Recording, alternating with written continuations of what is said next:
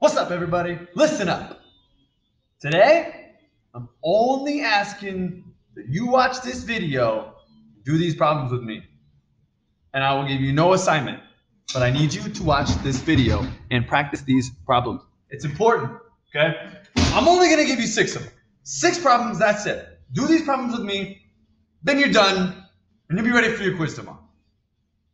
In theory. Okay? So I'm going to put a problem right here on this paper. I want you guys to pause the video and solve it yourself. This is really important. And then unpause the video and see if you got it right based on how I solve it. And if you don't, hopefully you can at least address why you did get it wrong in the first place. Mistakes are a good thing. They teach us a lot. Okay, so please take advantage of this best you can. Let's get into it. I've had a lot of coffee today. Okay, number 1. 5 times 1/10. Pause it now. Welcome back. Here we go. Whole number times a fraction. In order to multiply these two things together, 5 has to be turned into a fraction. In order to do that, we slap a 1 underneath it. Because 5 over 1 is 5. 5 divided by 1 is 5. It's still 5. Now we can multiply. 5 times 1 across the top is 5. 1 times 10 across the bottom is 10. Done, right? Wrong. It's not done because there's one thing we have to do at the end of every single fraction problem we do is to make sure that this answer is in simplest form. And in order to check to see if it's in simplest form, we look at both the numerator and the denominator and see, can these be divided down to simpler numbers? We have to divide it by the same number on both of them. And in this case, 5 and 10 share a common factor other than 1, and that is 5. So you can divide both of these by 5. And since 5 is half of 10, you guys might have already recognized that 5/10 is a half. But this divides down to 1 over 2, which is a half. The answer is a half. That is the answer to this question. Next. 2 1/3 times 2/3. Pause it. And solve it. And welcome back, hopefully. This is the mixed number times a fraction. Now, these can't be multiplied written the way they are either. So in order to do this, we need to turn the mixed number into an improper fraction. We practiced this a lot on Thursday. And in order to do this, I multiply the denominator times the whole number. 3 times 2 is 6. Add the numerator, which is 7. 2 1/3 is the same as 7/3. Having 2 wholes and 1/3 is the same as having 7/3. But written this way, we can now multiply. 7 times 2 is 14. And 3 times 3 is 9. So we end up with 14/9. Done, right? Wrong. We got to check and see if this can be simplified. The first thing you should notice now is that the top number is bigger, which means this is an improper fraction. In order to handle an improper fraction, all you got to do is divide it. This is a division problem, 14 divided by 9. So down here, I'm just going to do 14 divided by 9. Turns out that 9 goes into 14 one time with 5 left over. And then we turn this into a mixed number by taking the remainder, making it our numerator, and keeping the divisor our denominator. So the answer to this problem is 1 and 5/9. Again, these two are the same amount, but this is simplest form. This is the answer we want to give here. Next. 1/3 times 15.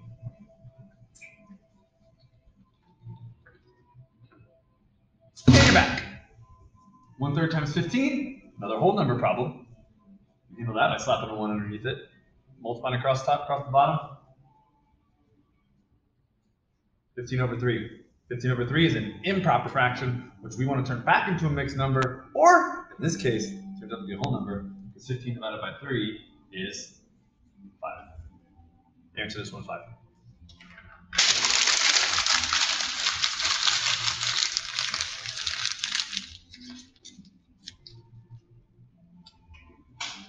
Next problem.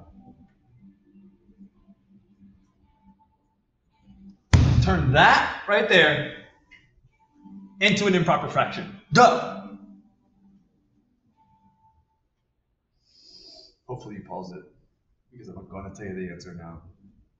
In order to turn this into an improper fraction, multiply here. 8 times 5 is 40. Add 3, that's 43. Denominator stays the same. 5 3/8 is the same as having 43/8. Just written different. That's your answer. Word problem. Melanie is training for a track meet. She ran 2¼ miles 5 times this week. So on Monday she ran 2¼ miles. Tuesday she ran 2¼ miles. Wednesday 2¼ miles. Thursday 2¼ miles. Friday 2¼ miles. You could just add all those up, but that's just repeatedly adding the same thing, and repeated addition is multiplication. So you can just multiply those two together. Tell me what you get. That's a weird thing to say on a video because I can't hear you. Shout it to the skies. Maybe I'll hear it. This one? 2¼ times 5. Love it. We got a whole number and we got a mixed number. Let's turn this into a fraction. 4 times 2 is 8 plus 1 is 9. That's 9/4. Times 5, which we will write as 5/1. Same problem, but this one we can actually do. 9 times 5, 45. 4 times 1 is 4. You end up with an improper fraction, which can be simplified by dividing. So off to the side here, I'm just going to quickly 45 divided by 4. 4 goes into 4 one time. 4 goes into 5 one time. With 1 left over, which means this is my numerator, this is my denominator. The answer here, 11 1/4 miles. Nice job, Melody. Way to get out there and get it done, girl. Physical activity. Last one, guys. I promised 6 problems. This is number 6 right here. Turn 40/6 into an improper fraction.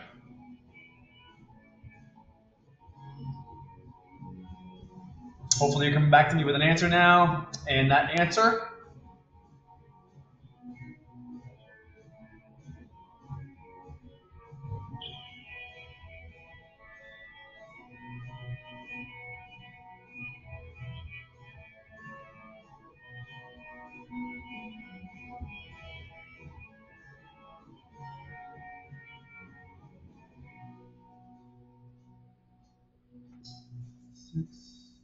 or 6.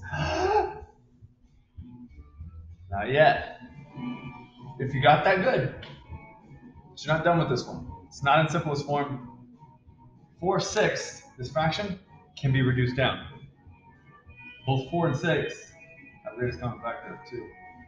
4 divided by 2 is 2. 6 divided by 2 is 3. So 4/6 and 2/3 are equivalent, but this is simpler, so we're going to use this one instead. But remember, we still have this whole number here, so the answer is 6 2/3. I told you that was it. Peace out. Hope you guys are ready for your quiz tomorrow. And hopefully I get to see a lot of you guys in the classroom. If not, and you're just at home, that's cool too. Let's keep it going. See you guys.